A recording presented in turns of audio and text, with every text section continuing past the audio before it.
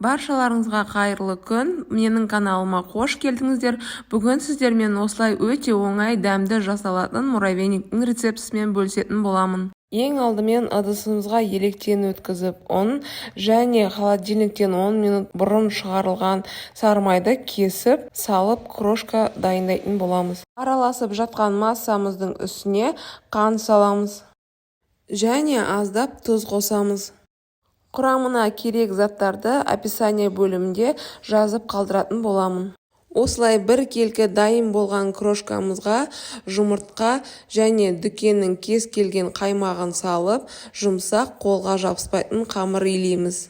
Қамырды машинкада илеу міндетті емес, әркімнің өз қалауынша қолмен илей берсеңіз де болады. Достар, егер сіздерге видеом пайдалы болса, лайк басып, каналыма тіркеліп, келесі видеоны жіберіп алмас үшін қоңыраушаны басып қойыңыз.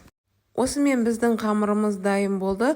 Қолға жабыспайтын жұмсақ қамыр болды. Енді осы қамырымызды ұзынша етіп жайып, бірнеше бөліктерге бөлетін боламыз. Мен қамырларымды осылай ұсақ бөліктерге бөліп тастадым. Морозилкаға салғанда тезірек қату үшін.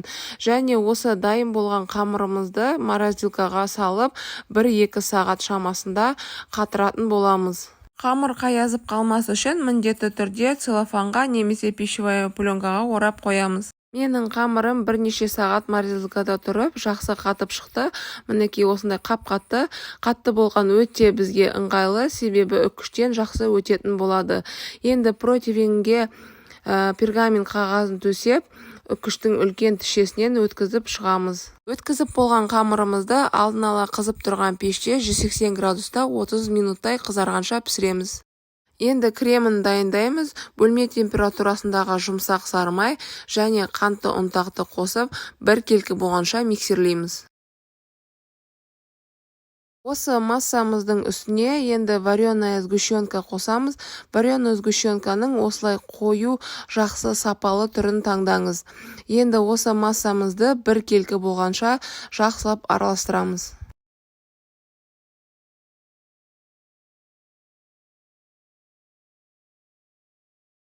Осымен біздің креміміз дайын.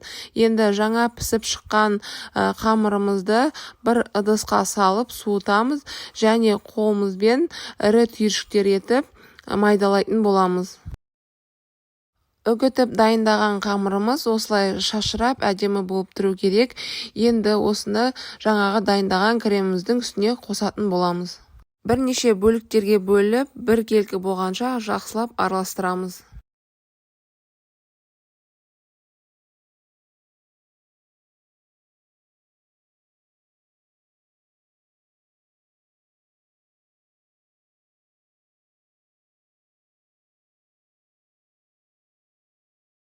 Бәрін жақсылап бір келкі етіп араластырып болғаннан кейін, осы дайын массамызды бір формаға салып, формасын шығаратын боламыз.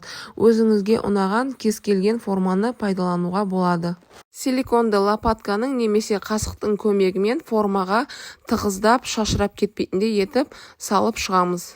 Формаға салып жатқан муравейникті осылай бөлек ыдысқа сәл сілкейтін болсақ, өзі түсетін болады. Енді барлық массаны осылай жасап шығатын боламыз. Осымен біздің муравейниктарымыз дайын. Әсемдік ретінде мен какао ұнтағын септім. Өзіңіздің қалауыңызша шоколад немесе кокосовая стружкамен әсемдесеңіз де болады. Өте қарапайым және оңай жасалатын тексерілген рецепт. Сізге де осы рецепт бойынша жасап көруге кеңес беремін. Сіздермен бірге болған Ұлданай. Назарларыңызға көп рахмет. Келесі кездескенше сау болыңыздар.